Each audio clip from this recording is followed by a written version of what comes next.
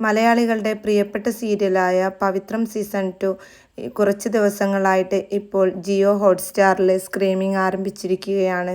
എന്നാൽ ഈ ഒരു തിരിച്ചുവരവ് കുറച്ച് ദിവസങ്ങളിലായിട്ട് പ്രേക്ഷകർ ആകെ നിരാശയിലായിരുന്നു.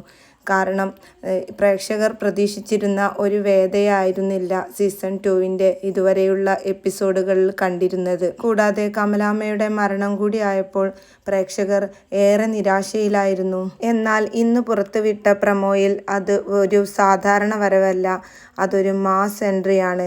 IAS വേദ ശങ്കരനാരായണൻ പോലീസ് അകമ്പടിയോടെ കാറിൽ നിന്ന് ഇറങ്ങുന്ന ആ ഒരു രംഗം പ്രേക്ഷകരെ ഏറെ ത്രില്ലടിപ്പിക്കുന്ന ഒന്നാണ്.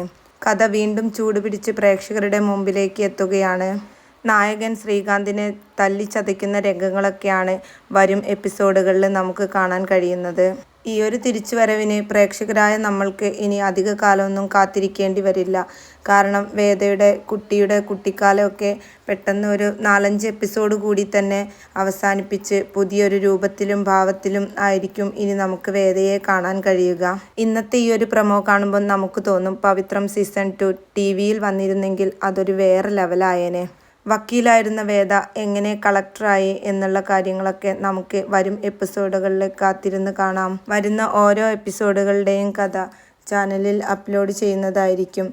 സബ്സ്ക്രൈബ് ചെയ്യാതെ കാണുന്ന കൂട്ടുകാർ ദയവായി ഒന്ന് സബ്സ്ക്രൈബ് ചെയ്ത് സപ്പോർട്ട് ചെയ്യണേ.